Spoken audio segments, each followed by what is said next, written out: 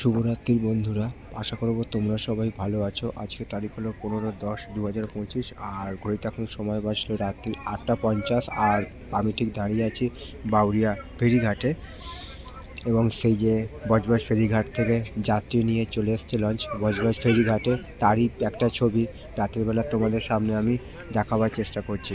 আশা করছি ভিডিওটা তোমাদের ভালো লাগবে।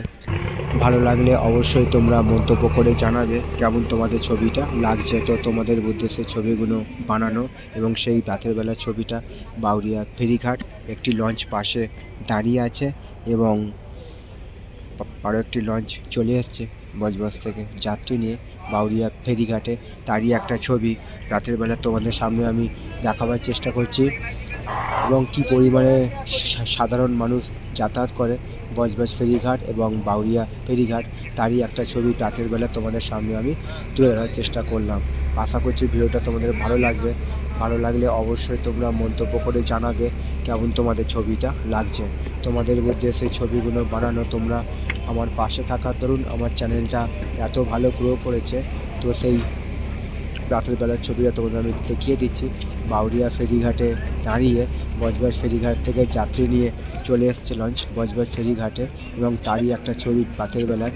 ঘড়িতে এখন সময় বাজলো রাত্রির 8টা 50। তো এরকম সব সুন্দর সুন্দর ভিডিও নিয়ে আমি আসবো তোমাদের কাছে। তোমরা আমার পাশে থাকবে এইটুকু আমি আশা রাখলাম। তো সবার জন্য শুভ কামনা রইল আমার পক্ষ থেকে, আর সবার জন্য সুস্বাস্থ্য কামনা করলাম ভগবানের কাছে। আজকের দিনটা এবং আগামী দিনগুলো আরও আনন্দময় হয়ে উঠুক, এইটুকু আমি ভগবানের কাছে প্রার্থনা রাখলাম। তো বন্ধুরা, আমি সেই রাতের বেলার ছবিটা দেখাবার চেষ্টা করছি।